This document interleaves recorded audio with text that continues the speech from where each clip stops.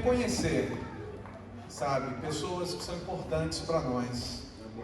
Porque às vezes a gente leva a vida tão agitada que a gente deixa de lado momentos importantes.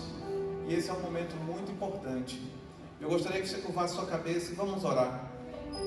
Senhor, graças te damos, porque podemos, ó Pai, estar na Tua presença, em família, entre amigos, te louvando, ó Pai, te adorando, reconhecendo a Tua grandeza, que Tu és Pai, o Pai dos Pais, Senhor dos Senhores.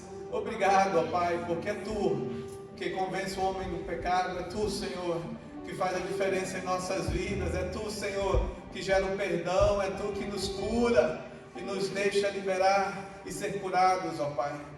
Muito obrigado, ó Pai, por esse momento maravilhoso da Tua presença, que agora que vamos ouvir a Tua palavra, Tu possas, Senhor, encontrar em nossos corações uma terra boa, para que a palavra caia em nós e cresça e gere frutos e gere fé, Senhor. Como a Tua palavra diz, a fé vem pelo ouvir e ouvir a palavra de Deus. Por isso nós te louvamos e te adoramos em nome do Senhor Jesus. Amém e amém. Você pode dar uma glória a Deus? Aleluia.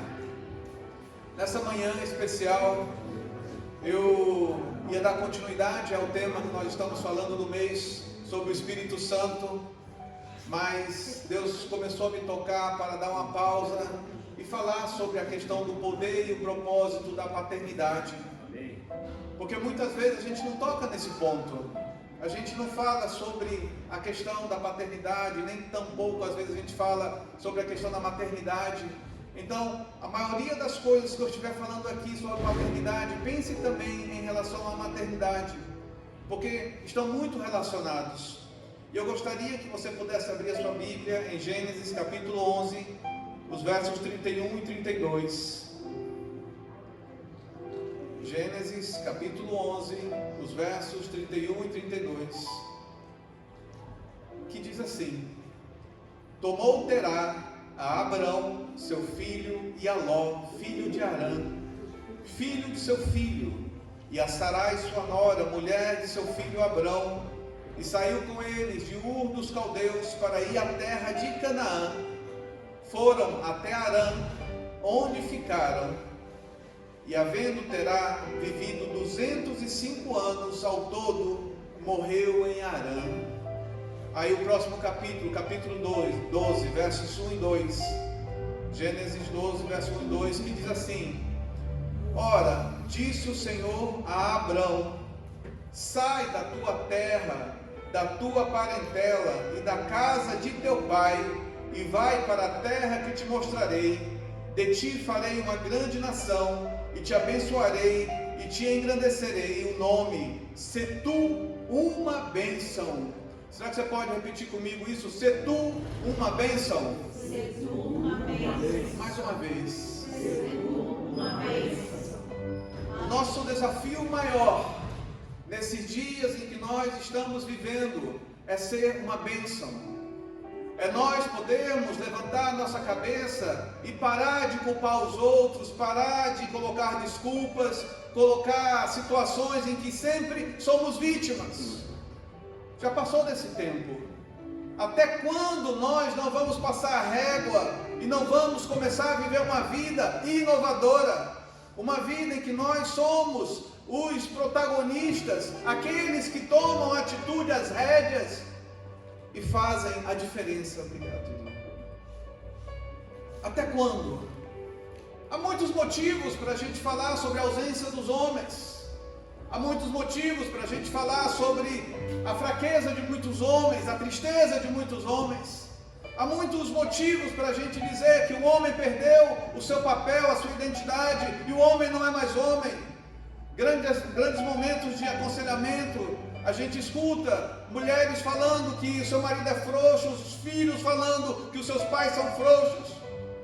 E a minha vida é assim ou desse jeito por causa disso e daquilo. Eu, na minha adolescência, eu convivi com pessoas divorciadas, filhos divorciados, porque eu mesmo Como foi mencionado, aos 13, 14 anos meu pai saiu de casa e minha mãe é que segurou a situação. Eu poderia ter dito assim, já que é assim, eu vou seguir pelo caminho mais simples. Vou me viciar, vou me prostituir, vou, me entregar a tudo aquilo de revolta, e a revolta vai ser o meu dono. Porém, há pessoas que tomam esse caminho, mas há pessoas que não tomam esse caminho.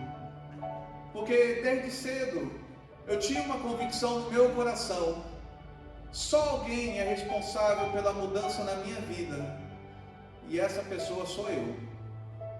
Se eu não assumir o controle da minha vida, ninguém vai fazer isso por mim. Às vezes nós vamos receber ajuda, às vezes não, às vezes a gente vai ter um apoio, às vezes não, mas a grande verdade é que a luta começa em nosso coração, com o desejo de mudar.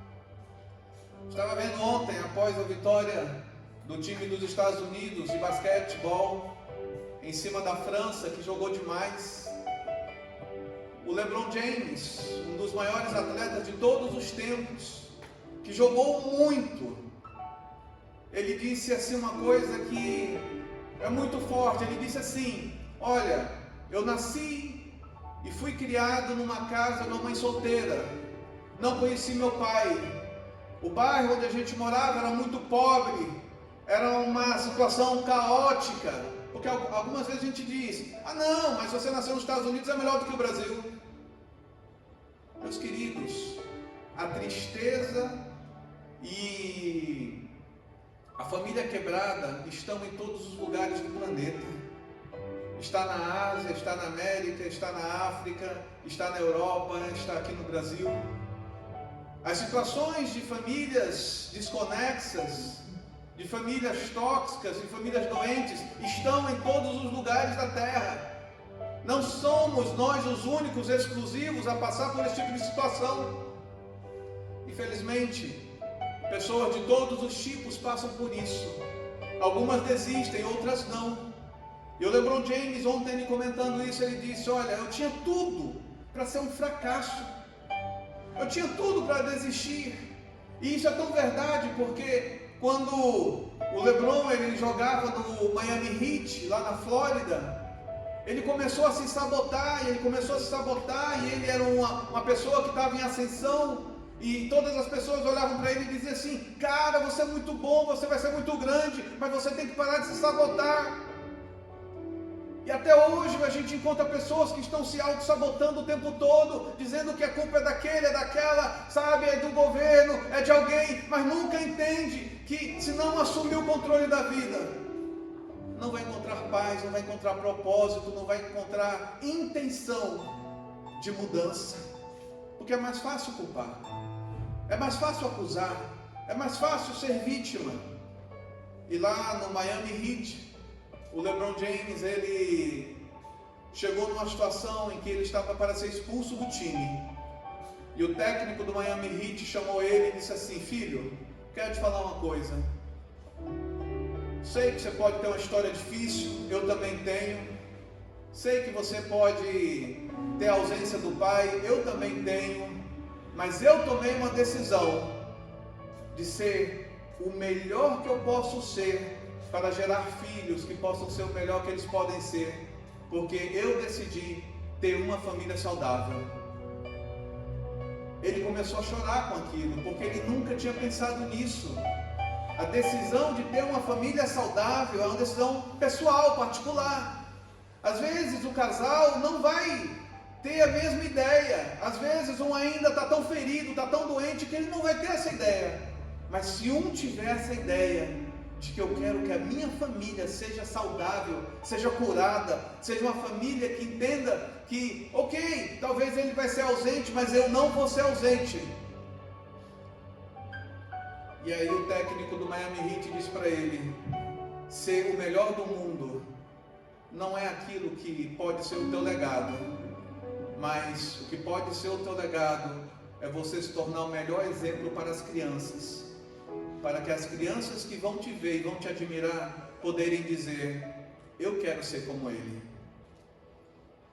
Paternidade ou maternidade é uma questão de posicionamento, porque é uma bênção de Deus. Não é uma questão biológica somente, porque há muitas pessoas, como eu convivo com inúmeras, que são órfãos. E essas pessoas órfãs, elas estão numa situação tão vulnerável, tão abandonada, que elas podem ter todos os motivos para dizer: eu sou um fracasso por causa disso. O Steve Jobs era órfão. Tantos outros nomes grandes eram órfãos. Mas quer seja órfão, quer tenha perdido os pais muito cedo, quer tenha sido abandonado pelos pais muito cedo, e ouvindo tudo que aconteceu hoje aqui, eu fiquei pensando, né?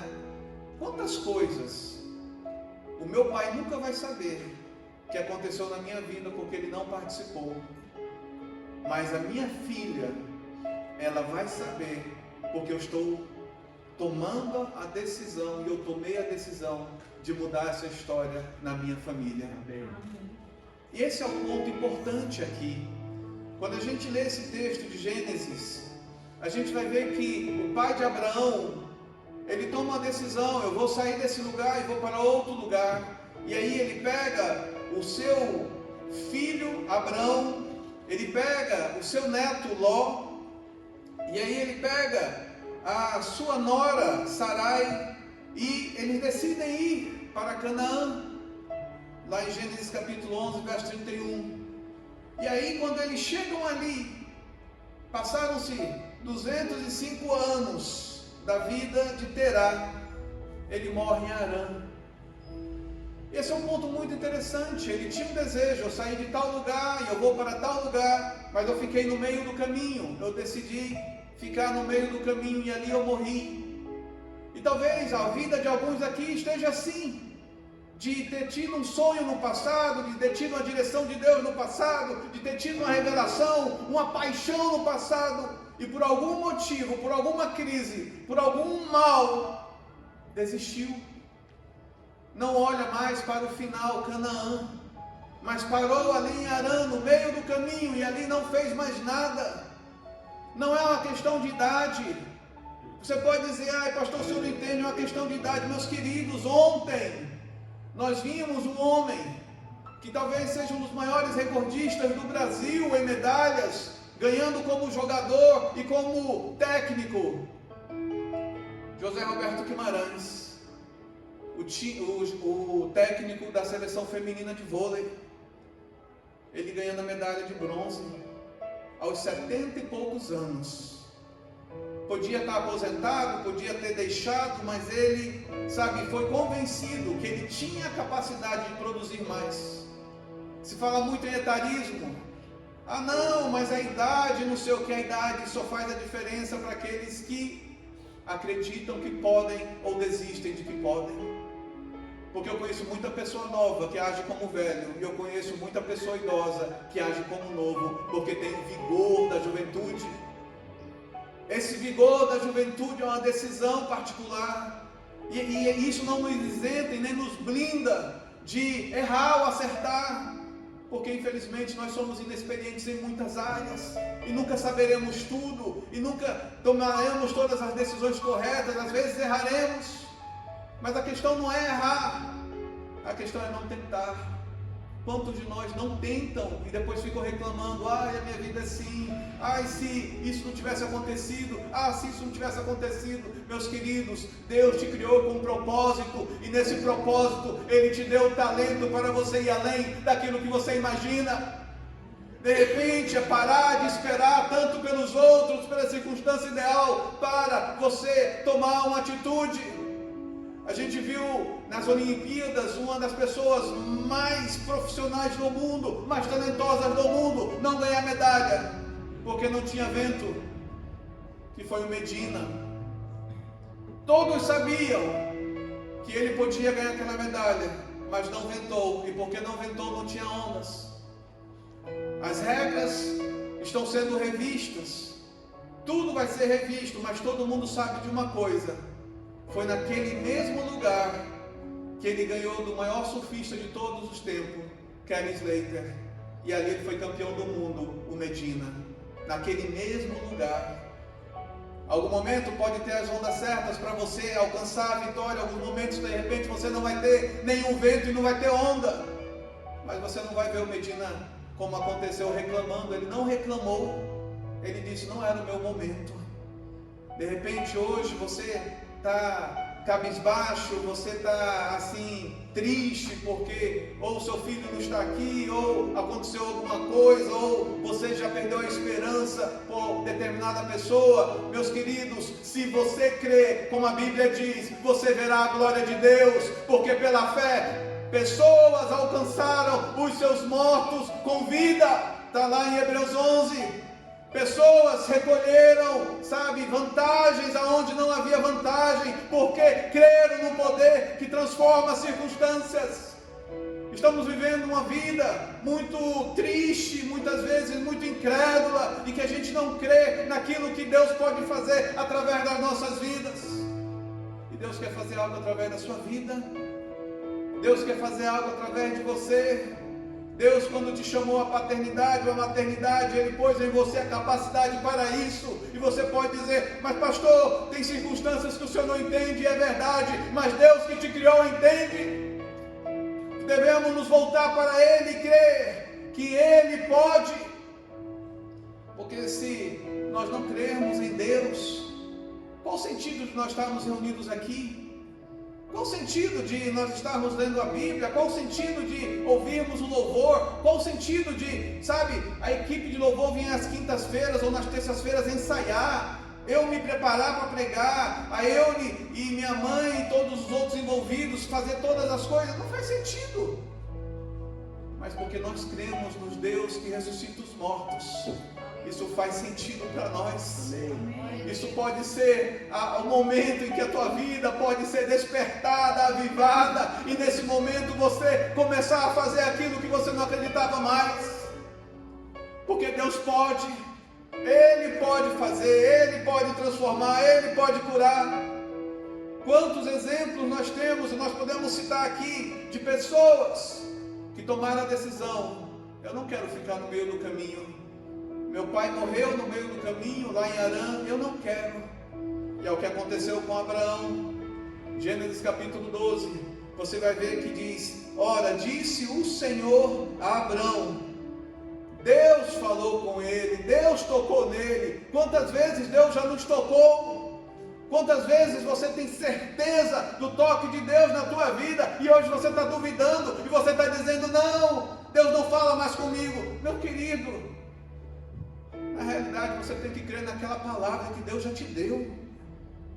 Muitas vezes você está pedindo algo por mera circunstância, para você agradar o seu ego, e não para você provar que você confia em Deus. Confiança em Deus é tomar uma decisão solitária muitas vezes. Disse o Senhor a Abraão, sai da tua terra. Quantos estão dispostos a ouvir a voz de Deus e tomar uma decisão de sair de sua terra? Quantos estão dispostos a tomar uma decisão de se afasta da tua casa, porque tua casa é tóxica? Nesse momento, depois sim, você vai voltar, mas nesse momento não está saudável. Vai para a terra que eu vou te mostrar. Quantos têm fé o suficiente para acreditar que é Deus que está falando e dizendo, vai para aquele lugar que eu vou te mostrar? Quantos?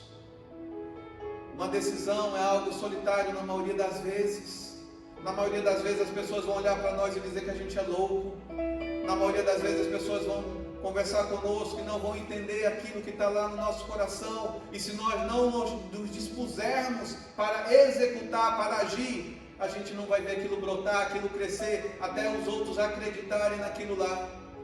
Talvez o nosso maior problema é que a gente vive pela opinião dos outros. A gente quer ver, os outros nos validando, os outros nos confirmando, os outros nos curtindo, os outros dizendo, é assim, você pode, você está na direção certa. Meus queridos, a decisão da paternidade, a decisão da maternidade não é biológica, é uma decisão natural, de assumir o posicionamento em Deus, que Deus te deu. Por quê?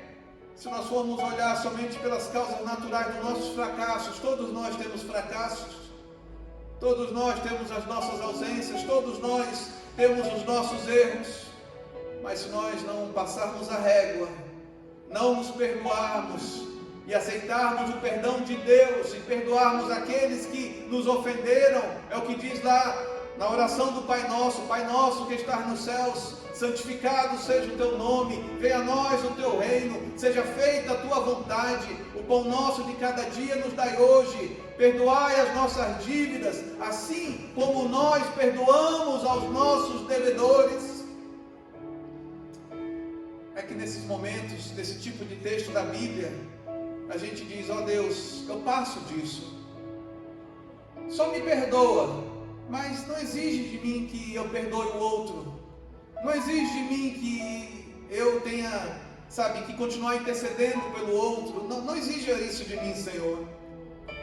A conversão é algo muito profundo, porque a conversão nos faz entender que ou nós tomamos uma atitude de mudança, ou vamos passar o resto das nossas vidas da mesma forma. Essa semana eu me encontrei com um vice-presidente global de uma multinacional coreana e a gente estava conversando sobre vários temas e ele já está há 25 anos no Brasil e eu perguntei para ele, por que você não fala português? 25 anos é um bom tempo para aprender a falar português. E ele falou assim, porque a cultura de vocês não me interessa, mas eu amo o Brasil. A vida cristã de muitos de nós é assim, eu amo a Deus, mas eu não quero que a cultura de Deus influencie a minha vida, eu não quero que a cultura do reino influencie a minha vida, eu não quero que Deus influencie a minha vida. E a grande verdade é que a maioria de nós pode olhar, ficar com raiva daquele homem. Poxa, é um absurdo, ele está aqui no Brasil, e 25 anos, e ele ainda não tomou atitude, e ainda diz que gosta. Meus queridos, quantos de nós fazemos isso com Deus? Quantos de nós fazemos isso com Deus? Porque se nós olharmos como o próprio José Carlos falou, não é uma questão de dinheiro, às vezes é tempo. Como eu dedico o meu tempo a Deus? Não, já tem alguém que faça, eu não preciso. Já tem alguém que vai dar uma olhada nisso, eu não preciso. A gente não faz nada, se a gente for olhar, a gente não se dedica, a gente não tem paixão pela igreja, a gente não ama a igreja, a gente já está há 20 anos como convertido e não faz nada. E ano que passa, a gente vai esfriando, e a gente vai se tornando que nem aquele cara, tem um alto título, VP Global, empresa coreana, 25 anos no Brasil, eu amo o Brasil, mas não falou uma palavra em português. Eu não quero nada da cultura. Quantos de nós realmente estamos nos deixando influenciar pela cultura do reino de Deus em nossas vidas? Aí a gente não entende, porque a minha vida espiritual não amadurece, porque a minha vida espiritual não se fortalece, porque você não ora, você não jejua, você não lê a Bíblia, você não louva a Deus, você não busca a Deus, e isso são princípios básicos da vida cristã, que nós temos que fazer diariamente, e diariamente nós não fazemos nada disso. Dormimos com o nosso celular ao lado, olhamos um monte de coisa, e nada da Bíblia. Acordamos já lendo notícias, já lendo coisas e vendo coisas, nada da Bíblia. Durante o dia alguém manda alguma coisa para nós, a gente vê ali que é um versículo bíblico, a gente já pula, já vai pensar em outra coisa, meu dia vai ser corrido, não sei o quê, e para Deus a nossa vida vai estar sempre corrida. E 25 anos se passaram e a gente não fala o idioma dos céus. 25 anos se passaram e a gente diz, eu amo Deus, eu quero Deus, como é bom estar aqui. Me prove que você está sendo realmente influenciado pela cultura do Brasil. Não tenho nada. E aí a gente começa a dizer, como é chato viver num mundo em que todo mundo é cristão, mas ninguém parece cristão. Como é chato viver num mundo em que todo mundo diz que ama a Deus, mas os seus frutos demonstram que não tem Deus, que não tem fé, que não tem amor, que não tem alegria da salvação, que não tem compaixão, que não tem misericórdia, mas é só cobrança, é só acusação, é só frustração, é só rumor. Você chega para as pessoas estão só reclamando e dizendo, podia ser assim, podia ser assim. Sempre é fácil ser engenheiro de obras prontas. Sempre é fácil ser profeta de fatos passados. Sempre é fácil você poder dizer, olha, isso aqui tem que assim. Existe um desenho animado que eu gosto muito, pela essência da profundidade que conseguiram transmitir naquele desenho. O nome dele é Ratatouille. Um ratinho francês que gostava de cozinhar. E aquele ratinho francês, ele consegue interagir com o humano. E o ponto mais interessante que me chama a atenção é de um crítico culinário. E o crítico culinário, ele vai naquele restaurante, ele vê não sei o que, e depois aquele crítico diz assim, é muito fácil eu criticar. É muito fácil eu criticar porque eu não cozinho, eu não tenho esse talento, eu nunca fiz isso, eu nunca tentei, eu nunca pedi para ajudar. Mas é muito fácil eu criticar, porque nós, críticos do trabalho dos outros, que estão tentando, que estão empreendendo, que estão chorando, que estão lutando as suas dores, estão sofrendo, estão sós, enquanto nós estamos criticando. E aí ele escreve aquele artigo sobre o posicionamento de um crítico diante de tudo aquilo que é bonito, que é leve, que é grande, que é arte, mas que todos só criticam e jogam pedras. Por isso eu quero falar para cada um de vocês que tem feito alguma coisa. Você é especial de Deus. Você é bênção de Deus. Pode estar difícil, pode estar chorando, pode estar árduo, mas Deus pode mudar as tuas circunstâncias se você não desistir, se você não parar, se você continuar a tomar passos que muitas vezes são solitários e difíceis. Deus pode mudar. Deus pode transformar. Deus pode abrir portas, Deus pode trazer pessoas, Deus pode complementar. E aí vem os conselhos. Não despreze conselhos, porque os conselhos se somam à nossa experiência e nos fazem tomar uma decisão baseada em dados diferentes. Deus chamou Abraão. Abraão tinha que tomar uma decisão. Eu continuo aqui no meio do caminho, que é o legado que meu pai me deixou. Foi o que ele pôde fazer. Ou eu vou começar a dizer, a culpa é do meu pai. Olha, eu estou aqui, eu não cheguei em Canaã por culpa do meu pai.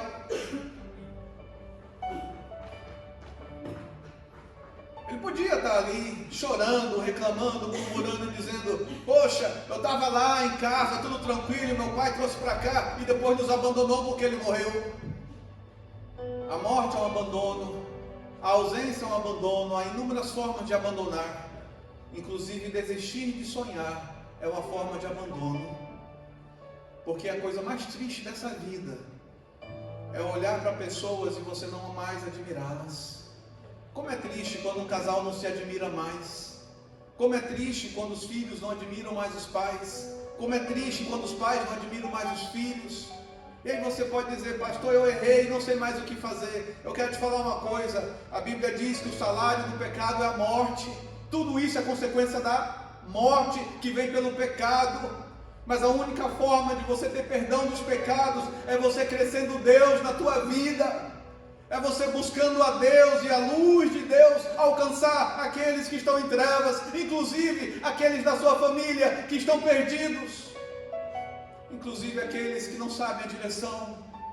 Eu conheço muita gente boa, que homem e mulher, que porque não tiveram infância, depois que começaram a ganhar algum tipo de recurso, estão vivendo a infância agora.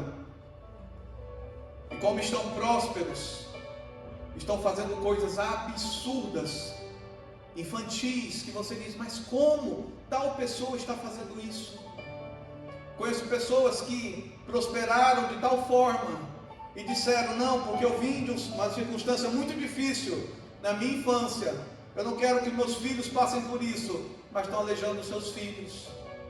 Os seus filhos estão sendo criados sem a realidade da crise, da dificuldade, e por isso estão se tornando pequenos potenciais de fracasso, porque não sabem lidar com a pobreza, não sabem lidar com a objeção, não sabem lidar com o fracasso, não sabem lidar com o não sabem lidar com, as questões da vida, que ninguém vai ser bonzinho conosco. Por mais que a gente tente proteger nossos filhos e guardar nossos filhos e guardar um ao outro, o nosso cônjuge, quantas mulheres protegeram tanto os seus maridos que os adoeceram, e quantos maridos protegeram tanto as suas esposas que as adoeceram. E hoje tem um padrão tão distorcido, tão tóxico, que não quer ser tratado de outra forma, mas daquele jeito que foi tratado sempre. E aí todas essas pessoas, elas chegam para nós e dizem: pastor, o que eu faço?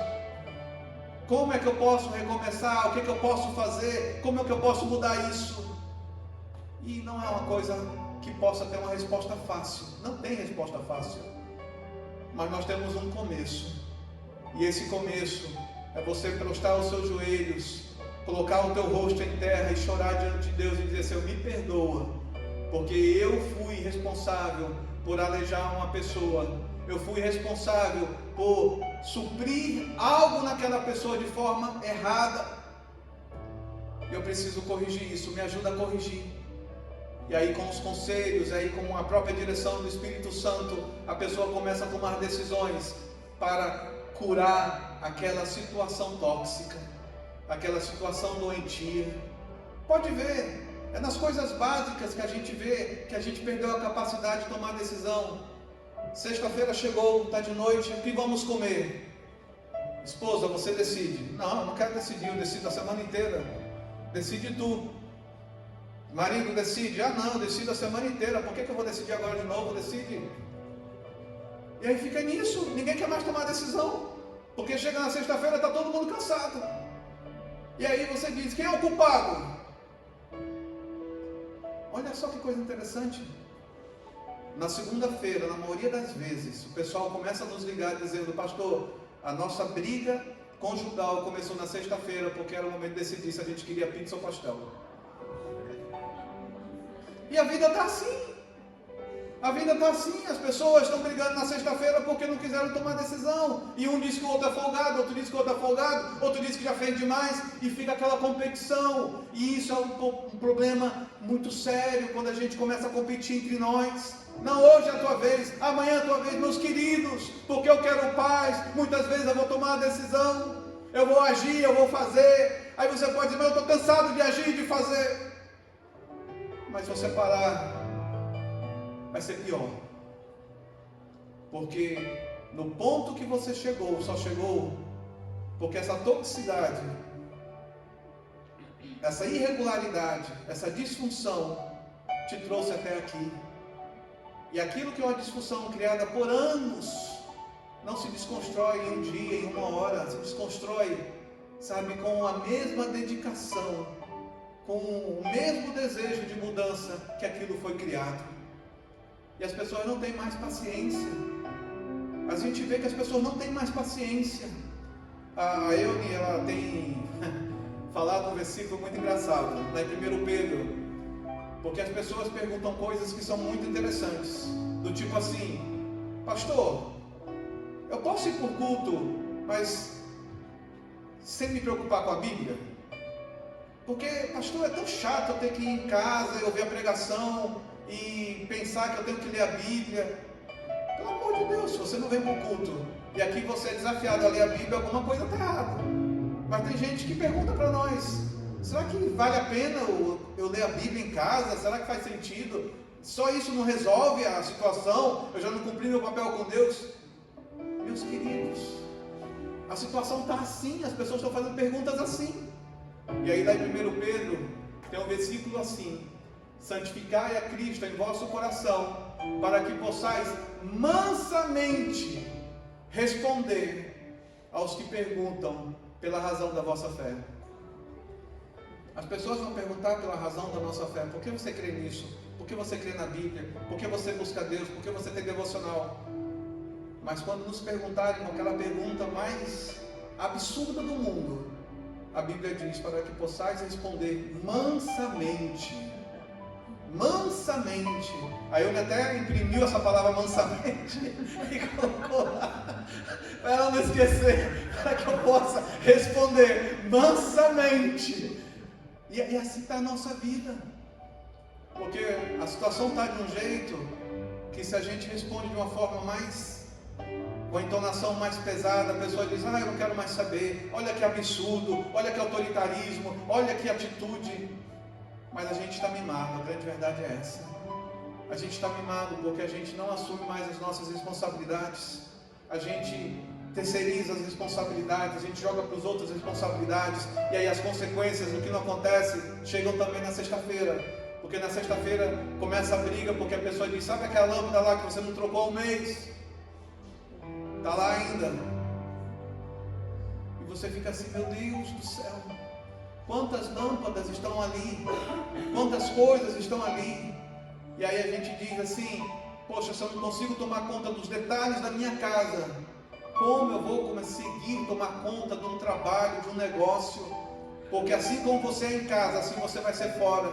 Quem é desorganizado em casa, é desorganizado fora. Não tem compatibilidade de você dizer, não, lá no meu trabalho eu sou um exemplo de organização, mas na sua casa você é uma vergonha de desorganização. Isso é incompatível, isso é ilógico, isso não faz sentido, não há ciência que explique tal coisa.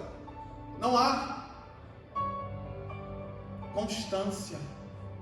As pessoas não são mais constantes. A gente vê aqui que Deus deu um desafio para Abraão. Não quero que você morra no meio do caminho. Não quero que você pare aí. Não quero que você fique justificando que você só está nessa posição porque o teu pai morreu aí. Não importa que ele tinha 205 anos. Podia ser 15 anos, podia ser 20 anos. Você de repente nem viu quando você nasceu porque ele morreu no parto. Não importa, mas uma coisa Deus fala para cada um de nós: o tempo de ficar no meio do caminho acabou, é tempo de sair, é tempo de mudar, é tempo de se transformar em nome do Senhor Jesus. Amém. E é algo que eu não posso fazer por você, é algo que você tem que tomar uma decisão de mudança. E a Bíblia diz que Abraão, ele tomou a decisão de mudar. Porque ele creu quando Deus disse para ele, "Sê tu uma bênção." Aleluia. E essa é a palavra para você nessa manhã. Sê tu uma bênção. Sê tu uma bênção. Sê tu aquele que vai trazer o poder de Deus na tua casa. Sê tu aquele que vai mudar a história da tua família. Sê tu aquele que vai mudar a história dos seus negócios. Sê tu que vai começar a restauração do casamento, a restauração do relacionamento com os filhos, a restauração do relacionamento com a família. Sê tu uma bênção. E aí você vai ver o milagre da provisão de Deus, em nome do Senhor Jesus. Vamos ficar de pé, por gentileza. Nesse momento, curva a sua cabeça e vamos orar. Aleluia, glória a Deus. Sê tu uma bênção. Sê tu uma bênção. Esse é o desafio de cada um de nós, na paternidade, na maternidade, em ser homem, em ser mulher. Sê tu uma bênção. Sê tu aquele que vai ser o pioneiro. Sê tu aquele que vai acreditar que Deus vai mudar a sorte. Sê tu aquele que vai receber por herança aquilo que o Senhor está prometendo na sua palavra. Sê tu uma bênção. Sê tu aquele que vai fazer o outro acreditar e se convencer e ter esperança também. Sê tu aquele que vai parar de criticar e vai começar a dizer, essa pessoa é do Senhor, essa pessoa é uma bênção, o meu marido não é frouxo, o meu pai não é frouxo, a minha mãe não é frouxa, a minha esposa não é frouxa. Sê você o primeiro que vai parar de amaldiçoar o seu cônjuge e a sua casa. Sê você o primeiro a mudar as palavras da sua boca e assim mudar a história da tua casa, da tua família, dos teus negócios. Aleluia, glória a Deus. Oh Deus, graças te damos, ó Pai, porque Tu és Senhor de nossas vidas. Oh Pai, nesse momento nós te clamamos para que Tu cries circunstâncias em nossos corações, para que haja perdão, para que possamos nos perdoar pelas coisas erradas que possamos ter feito no passado. Senhor, e coloca em nós um coração, Senhor, quebrantado, para que nós possamos receber o perdão, ó Pai. Quantos de nós tem dificuldade de se perdoar? Quantos de nós, ó Pai, tem dificuldade de receber o perdão? Ó Deus, dá-nos a capacidade de receber o perdão. E assim, ó Pai, como recebemos o perdão, dá-nos a capacidade de perdoar também, Senhor. Eu sei que é difícil perdoar. Eu sei que é difícil, ó Pai, muitas vezes tomar essa decisão de ir até o outro e pedir perdão. Nos dá essa coragem, ó Pai, nos dá essa possibilidade, nos dá essa atitude, Senhor, de pedirmos perdão. Mas nós cremos, ó Pai, que Tu és Deus que transforma as circunstâncias. Tu és Deus, ó Pai, que faz recomeços. Tu és Deus, ó Pai, que cria circunstâncias para que haja cura na família, para que haja cura entre pai e filhos, entre filhos e pais, entre marido e esposa e marido. Que haja mudança, Senhor, e eu profetizo nessa manhã, Senhor, que a Tua unção, a Tua graça venha trazendo intrepidez sobre cada um que está aqui, para que seja uma bênção, e sendo uma bênção, impactem a sociedade, impactem a família, impactem as suas vidas, ó Pai, porque nós somos chamados para ser luz, luz, ó Pai, luz. Aleluia, Jesus. Nós te louvamos, ó Pai, eu te peço que se há alguém enfermo nesse lugar, que haja a Tua cura. Tu és o Deus que cura, independente de sabermos qual é a enfermidade, se é a enfermidade da alma. Oh Pai, tira toda a depressão, tira toda a angústia, ó Pai, tira toda a tristeza, ó Pai, tira toda a incerteza. Pai, que Tu possas restaurar a alegria da salvação, que Tu possas restaurar a alegria da confiança, porque tem pessoas que perderam a confiança, ó Pai. Ó Pai, isso é uma questão do corpo, que haja restauração, ó Pai, do corpo. Restaura o vigor do corpo. Haja cura, haja disposição, Senhor. Haja disposição, Senhor. Haja disposição, haja coragem, ó Pai, para sair de Arã, sair do meio de caminho e ir para a terra prometida, ir para Canaã, Senhor.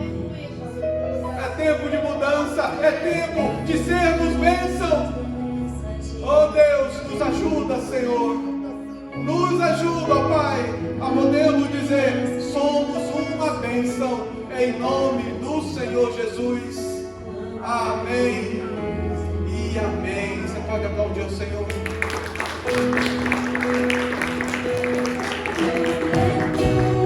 Cante essa canção. É poderoso, Teu nome é vida.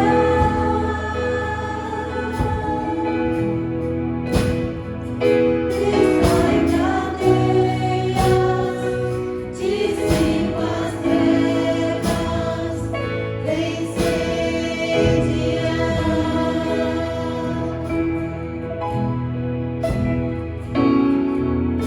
Jesus, quero declarar Teu nome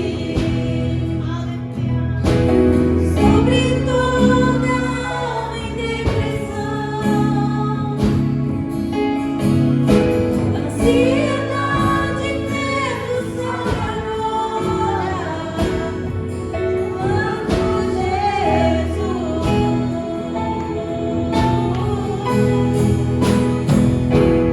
nome é cura, é poderoso, Teu nome é vida.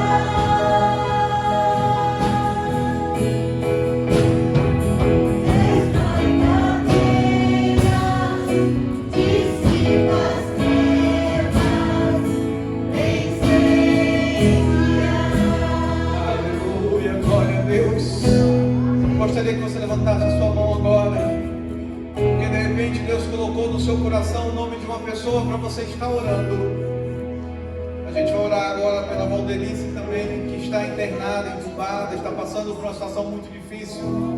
De repente você conhece alguém que também está passando por uma situação muito difícil e precisa da intervenção do Senhor. Começa a orar por essa pessoa, começa a orar por essa pessoa, começa a clamar, Senhor, que Tu possas visitá-la, que Tu possas tocar nela, Senhor, que Tu possas curá-la, que Tu possas mudar a sorte, Senhor. Oh Deus, em nome de Jesus, ó Pai, oramos pela Valdelice, por todas as pessoas que vieram à nossa mente, para que possam ser curadas, restauradas, resgatadas, Senhor. Se estão perdidas, se estão desviadas, se estão, ó Pai, sem saber o caminho, que encontrem o caminho, que encontrem, ó Pai, a Tua presença e sejam restauradas, em nome de Jesus. Em nome de Jesus. Oh, aleluia.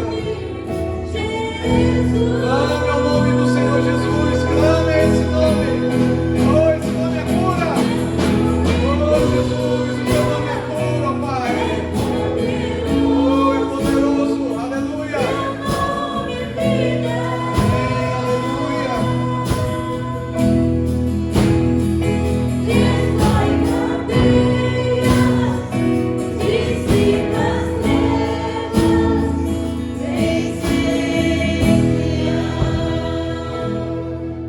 Senhor, o amor do Pai, a comunhão do Filho e as doces consolações do Espírito Santo estejam sobre cada um de nós, em nome de Jesus. Amém e amém. Somos uma igreja viva, um povo acolhedor, uma comunidade de discípulos de Jesus que o ama, o adora e busca obedecê-lo. Queremos tornar a palavra de Deus conhecida a todos para que o seu amor e salvação transforme vidas e corações. O anseio por servir faz parte da nossa maneira de viver e é expresso em inúmeros dos nossos projetos e iniciativas. Queremos ver o reino de Deus se expandir em todos os lugares, por isso não medimos esforços para pregar o Evangelho no templo, nas casas, nas comunidades, nas ruas, nas escolas, em São Paulo, no interior, no sertão, no Brasil, no mundo e até os confins da terra. Sabemos que formosos são os pés daqueles que anunciam o Evangelho. Entendemos o quanto o amor de Deus se materializa suprindo as necessidades dos vulneráveis e dos necessitados. Portanto, colocamos nossos ministérios, talentos, dons e recursos para servir em projetos sociais nos mais diversos lugares. Imigrantes, refugiados, pessoas em situação de rua, mulheres em situação de vulnerabilidade, crianças, adolescentes e tantos outros públicos são atendidos, recebidos nas incontáveis ações de socorro e acolhimento da nossa comunidade. Vivemos para sermos sal e luz nesta terra. Somos uma verdadeira família e queremos ter a nossa porta aberta para receber todos aqueles que querem desfrutar da transformação que o amor de Deus e o poder da sua palavra traz. Ansiamos também por ver lares formados e que funcionam governados pela paz, pela alegria e pela justiça que faz parte do reino de Deus. Somos uma comunidade compromissada em orar pelos países, territórios e pelos seus governantes, pois entendemos o quanto é feliz a nação cujo Deus é o Senhor. Enviar missionários e apoiar iniciativas de proclamação do Evangelho e da transformação que ele faz, isso pulsa o nosso coração.